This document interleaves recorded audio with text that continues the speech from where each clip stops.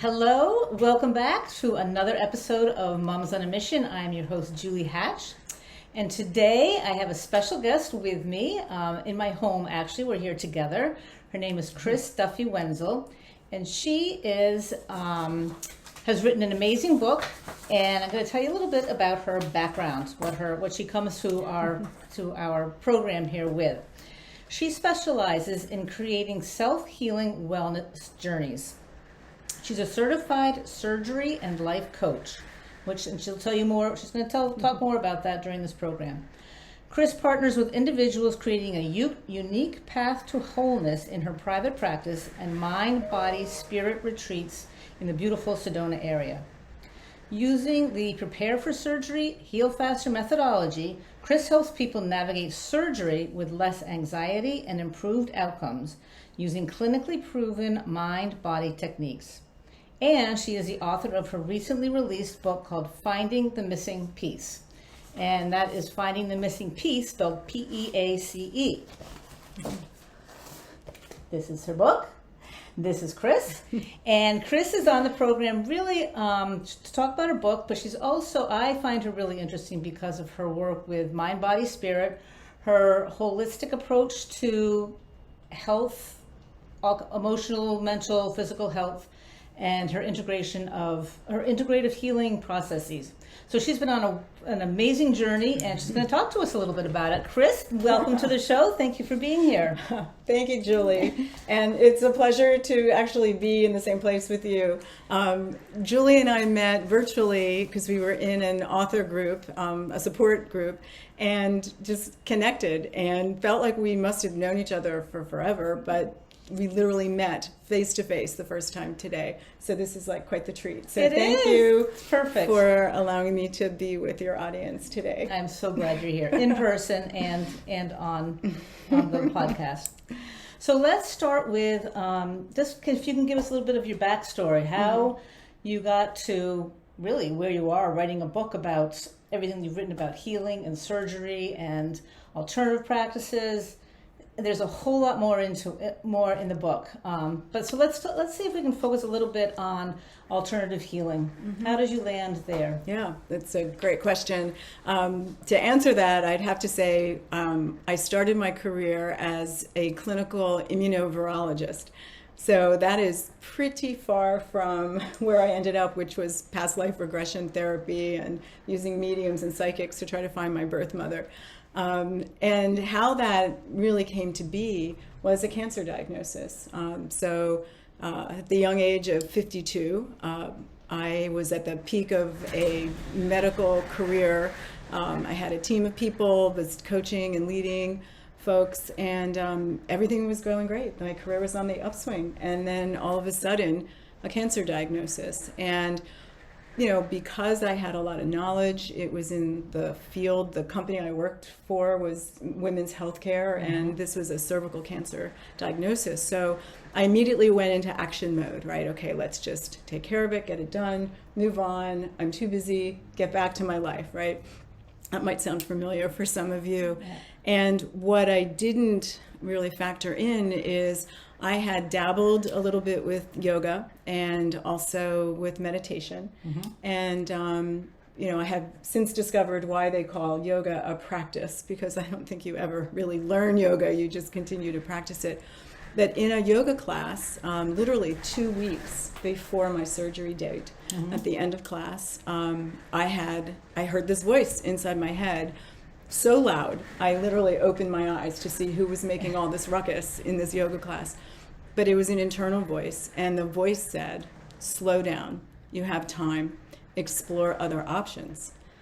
And I got up, got into my car, and I thought, I have surgery in 2 weeks, like what is this? Yeah. And when there's times where it's a message that you have to dive into.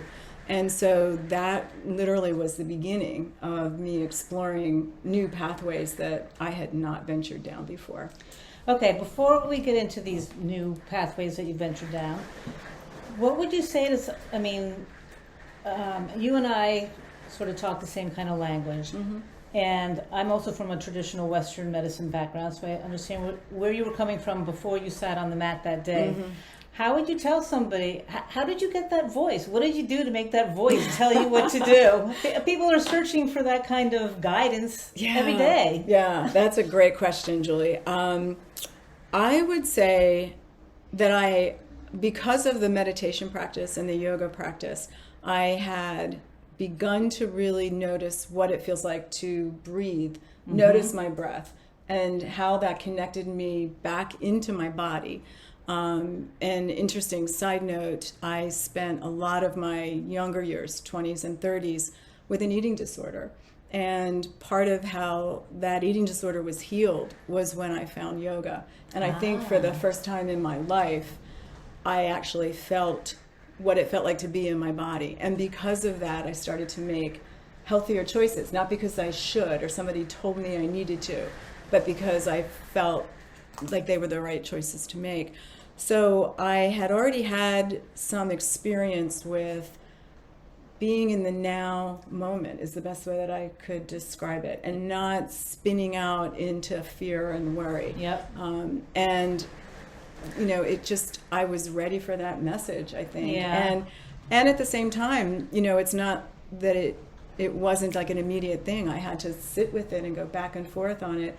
And when I made the decision to delay the surgery, because of my scientific background, it wasn't like I was just going to ignore it. I mean, I looked for medical people that would honor my choice to delay while still monitoring it. And it was important to see, like, okay, what's going on? If I'm going to venture into an alternative approach, I need to make sure that I know what's happening from an imaging perspective.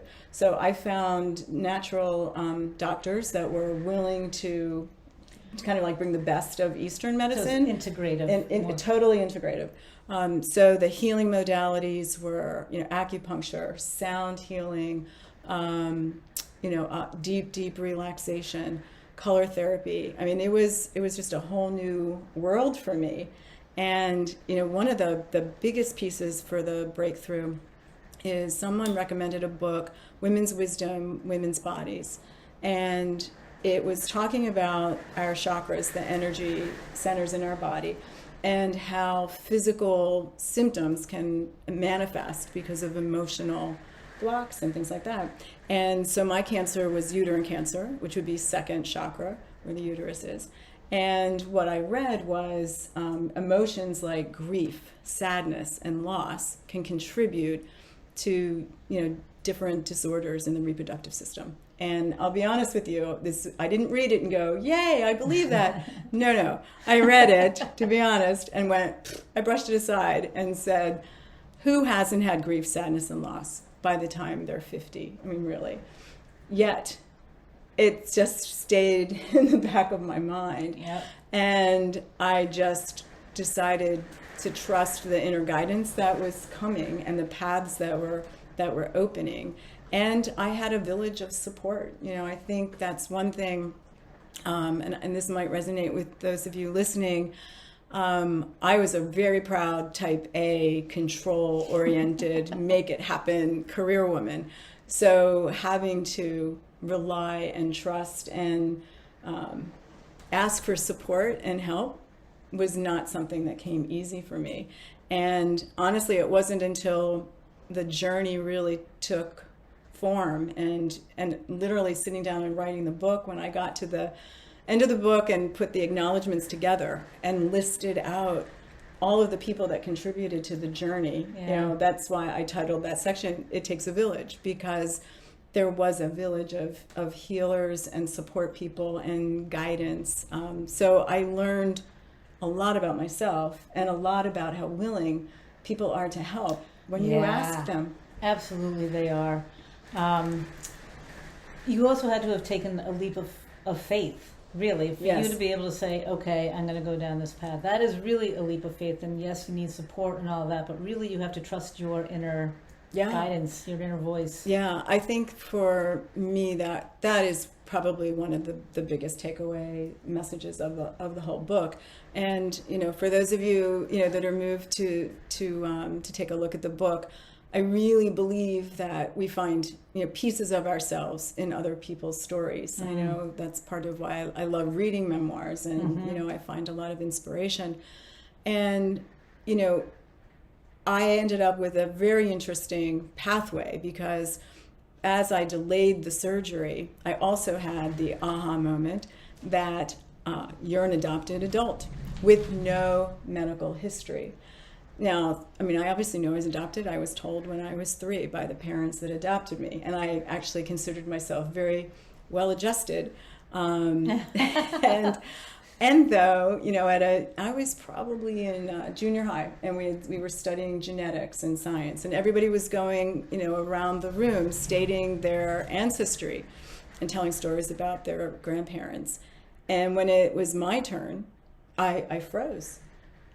And I thought, well, am I really Irish and German? I really don't know. So you can imagine the conversation at dinner that night when I got home. And I asked my parents, I'm like, who am I? What am I? Where did I come from? And it's really interesting, because you'll hear a phrase, if you have any adopted friends, about coming from a sealed adoption state. And that I was adopted in New Jersey. So it's a sealed state, which means even the people that adopt you do not get the records. So they basically knew my birth mother was 17, so she was in high school when she gave birth to me. That is all they knew. So I always loved science. I knew I was going to go into science, and so I became infatuated with, well, what's my ancestry? Not to mention I was in a serious relationship with someone who had cystic fibrosis in their family, and I wanted to know, what's my genetic makeup? So important. Really important. So part of my healing journey, to get back to what we were talking about, was I became fixated on knowing more about my medical history, because part of the treatment for uterine cancer, the recommendation was, full hysterectomy, including ovaries. And I thought, I don't know if there's breast cancer, uterine cancer, ovarian cancer in my family. I need to know this information before I actually, make a decision for the surgery. So not only was I focusing on looking at alternative therapies and really connecting back into myself and listening to the inner guidance, I was also on a quest to find my birth mother. Yeah, yep. A big quest, too. A big quest. And right. now I think, maybe you can clarify this for me, as I remember correctly, you bring the therapies that you were, not therapies, but the help that you were using to find your birth mother, also in helping you find what you need to heal yourself physically from the cancer. Yes, that was serendipitous, to say the least. So, as I was going through the healing journey, and I think I was sharing with you guys, I was monitoring it. After about 7 months, nothing had really improved. Nothing had gotten worse, but it hadn't gotten any better. So at that point, I decided to set another date for the surgery. And on a business trip, about 3 weeks before the surgery date, a friend gave me a book called Prepare for Surgery, Heal Faster by Peggy Huddleston. So Peggy's a Harvard researcher. And of course, as a scientist, I was really interested in her data. And her data, 10,000 patients studied, and at one of the best hospitals in Boston. And basically what she was looking at is, for the patients that were in the group that did deep relaxation and visualization, how did they respond to the surgery? And the data is consistent, doesn't matter who does the study, because now there's, it's been 20 years since that book was originally published. But people use anywhere from 25 to 50% less pain medication, and they heal faster. And what Peggy did that I thought was really unique in her book is she included all the clinical data and also inspirational healing stories. So I'm reading stories about people that were doing these deep relaxation techniques that Peggy shares in the book and visualizations, and they would go for their pre-op visit, and in some cases, whatever they had was gone. So you can imagine, right? This is great, because you hear stories about this. I'm sorry for interrupting, but this is live from a person that's really that lives with it. and hopefully you can tell, I was not blindly following things. I was skeptical and intrigued, and And I think that's something that happens from a scary diagnosis. You listen a little differently and more intently. So I was intrigued by the book, and basically I finished reading the book and was getting ready to start my business meeting, and I got a phone call from the adoption agency. And without telling you guys too much, because I would like you to read the book, but the news from the adoption agency was not good. And basically it was another block that came up where I could not get the information that I wanted or that I felt I needed. And so here I have the surgery in 2 weeks, and I decided I needed to have a consultation with Peggy. And I had no idea where Peggy was in the United States, none. And I called her office, and this is where magic just kind of happens, right? Her office was 15 minutes from my office in Boston. She was going to be there for 1 day and then traveling overseas for 3 months. Oh my God. And I was like, I will be there. So, I explained to Peggy what was going on and that I wasn't in the frame of mind to have the surgery with the news that I heard from the adoption agency. And she said, what I'm hearing from you, Chris, is you're focusing on the wrong thing. You're focusing on what you can't get, what the adoption agency is blocking you from. And you're completely shutting down any possibilities because of this focus. And I hadn't ever thought about that before. And so she gave me a relaxation CD, and I started doing twice a day. I listened to it. And for those of you that are clinically minded, it literally gets to a point where your parasympathetic nervous system gets activated. So it tamps down all of the nervous and the fear responses from the sympathetic nervous system, which usually runs us. And because of that deep level of relaxation, your body actually can start to heal. And I think probably for me, equally important was the ability to hear, the ability to listen to my inner guidance. So I'd have dreams, and I'd get a message, or I'd be driving in my car, and I could tell it was coming from a different place. And so her technique was teaching me how to access my inner guidance system in a way I had never accessed before. And to answer your question, I started to realize, why can't I use Peggy's medical technique in my life to actually find the information out about my mother? And so that's what I did. And that pathway, let me tell you, was a little scary. That introduced me to past life regression therapy. I ended up contacting a psychic who gave me some incredibly accurate information. After the fact, you can actually go back and prove how accurate it was. So Peggy's work, I'd have to say, changed my life. And one of the books that she recommended was by Esther Hicks, called Ask and It Is Given. And that was really the piece that helped me understand more about focusing on the visualizations of what we're trying to create. Right, the positives. The positives and the healing. And so I became so moved by the work and saw it in my own life that I became trained and certified by Peggy, so I could actually offer it to others. And it continues to blow me away every time a patient, we talk afterwards, and they're petrified before it all happens, and then they go through the process, and they've got a surgeon coming into their room going, I don't know exactly what happened, but I have never seen anybody as relaxed. And of course that aids in the healing. And so that's really teachable to anybody. I mean, I might sit here saying, wow, well, you can do that, Chris. You're tuned in and you're tuned into your inner body, but it sounds like anybody can be taught how to do this. Oh, absolutely. I mean, that's the value, honestly, of sharing your, I think when you sit down to write a book like this, that's the intent, is by sharing the journey, it can help others. And I would almost go out and say, like, if a clinically trained scientist who only believed in things they could see under a microscope most of their lives can find themselves on this alternative pathway, anybody can do it. And of course you can't argue with the results, so it was a pretty positive outcome. That's called transformation. It at is. Its finest, I think. It truly is. So I'm going to just pause here for a second and say Find the Missing Piece, P-E-A-C-E is Chris's book. And Chris also is you might want to, she has a website called kachinawoman.com. Tell us what you do through your website, what they can find out about you and what kind of services you offer. Yeah, absolutely. So Kachina Woman, if anybody has been into Sedona, there's a rock formation called Kachina Woman.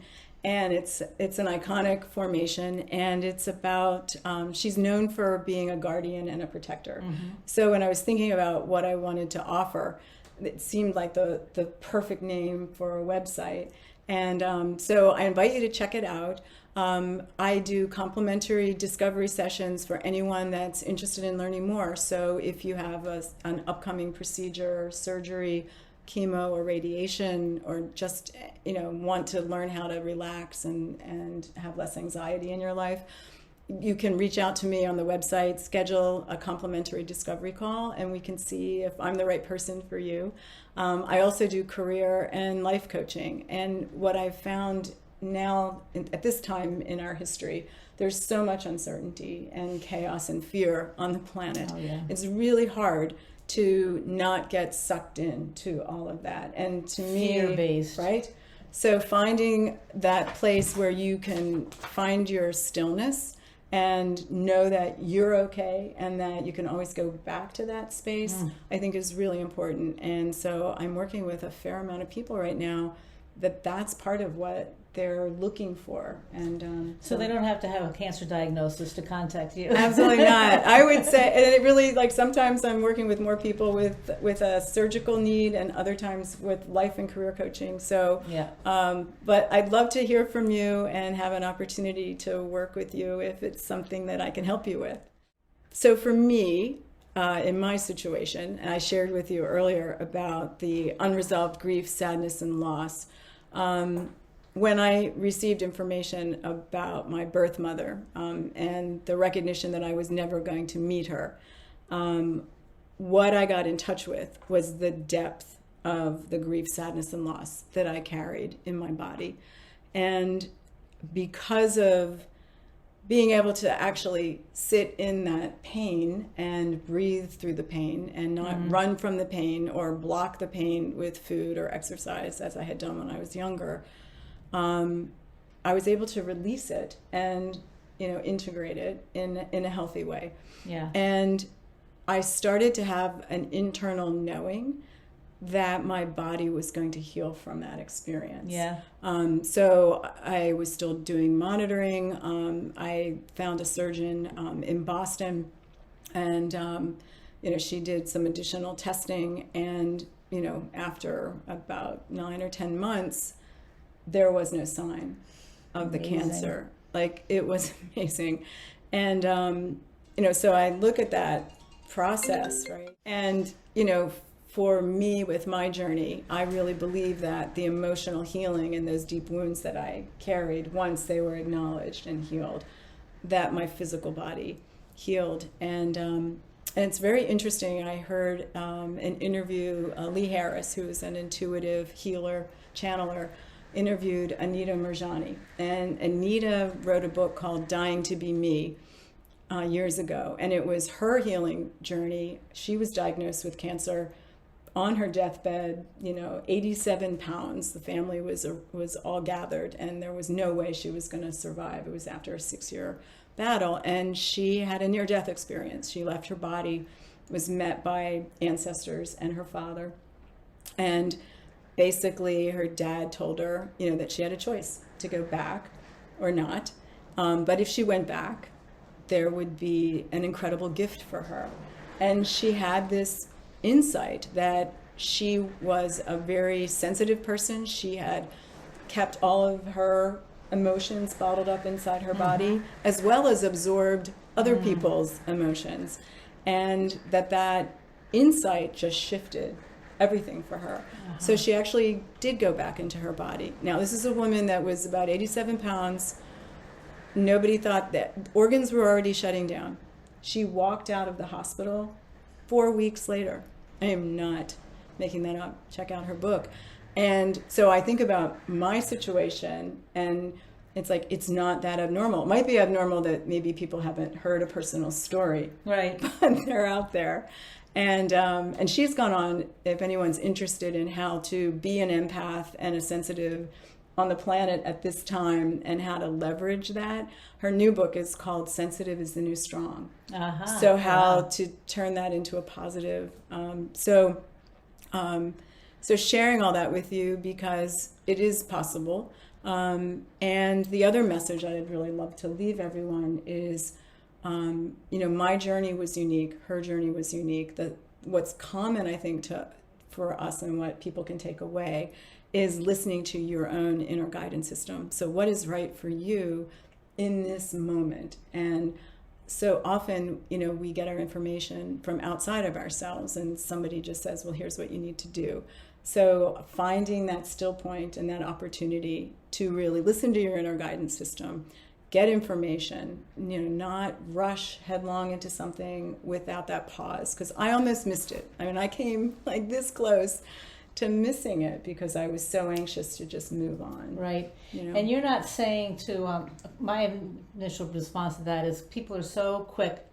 I mean, I've shifted completely from Western medicine to Eastern medicine. People are so quick to believe the men in the white coats, that they are the ones that know all the answers. Right. And yes, they know a lot of the answers, certainly. And you're not saying to discard that or to definitely not have surgery, but to take in all the information and then integrate it with what your inner guidance is telling you. Yeah, for sure. And I think to find healers that are willing to work with you, because initially you can imagine, my family and friends, when I told them I was delaying the surgery, right, what that conversation was like. And though I found physicians that were willing to give me some time, monitor what we needed to monitor, and do the alternative therapies. So they're out there. I didn't vibe with that first surgeon. There was not a real listening there. And I think, sometimes they're like, well, she was the best recommended surgeon for this type of cancer in the Boston area. Well, she wasn't for me. And, I think that's the message to leave everyone is to, and you do have to get to a point of true listening, because sometimes I know for me, it's discernment, right? Is it who's speaking? Is it my fear voice? Or is it the inner guidance? And usually I can tell now, like, how does it feel in my body? I know what fear feels like in my body, the constriction, all of a sudden I'm barely breathing, versus that coming from that deep place of knowing where you are relaxed and the messages can come through. Yep. And I'm going to take a little bit of a leap here, and because this is a parenting podcast, I think this is fascinating. This is great. This is great stuff. It couldn't be passed up. But you can also use this in terms of for mothers to know, I believe that a mother's intuition about what is best for their child is stronger than what any teacher or psychiatrist or anybody will say if she really is in tune with what she hears and hear. And likewise, as your children get older, to teach them how to listen to what's going on inside. Again, there's so much coming at everybody, all kinds of advice and words and all kinds of bantering going on. And if you can teach yourself to be still and listen to yourself and help your kids learn how to do that, it makes a whole lot of difference in how they grow up and how they process life experiences. And I think that I have said before that first thing to do when you're faced with stress with your kids is to stop and breathe. Breathe, and you took that a bit further and you go to the yoga mat and you go within. But breathing is a great it's a great exercise in itself. Yeah. Well, and I think I love what you're saying, Julie, with our children, because it helps them not live in a victim mentality, right? Yep. It's empowering when you do have that opportunity to listen and somebody's listening to you, right? Yes, absolutely. And to have parents that are so progressive and open-minded and expanded in the way that they raise their children. Yep. Like how, to me, that's one of the biggest gifts we can give the planet right now. It is. That's what this Moms on a Mission is. It's my mission. Yeah. So I'm just, go ahead. Thank you for doing that, because we need enlightened, expanded children on this planet. Yep, starting with their parents. So I'm just Yes. going to end by reading a review on Amazon of Chris's book, written by, can you remind me? Yes, Martine. Okay, our team. Yeah. What presents as a sacred personal Chris story is really a story of searching for meaning that we all carry inside.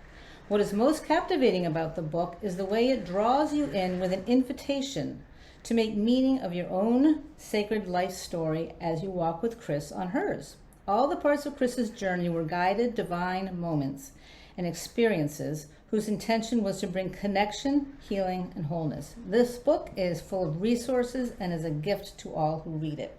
That's very well said. I read the book, I loved it, and I highly recommend it. And actually, I went through it again for the second time last night and got even more out of it. So that is about the end, of this episode of the podcast Moms on a Mission with my friend Chris Duffy-Wentzel here, and her book for the last time, Finding the Missing Piece, P-E-A-C-E. I highly recommend it. It's a great read.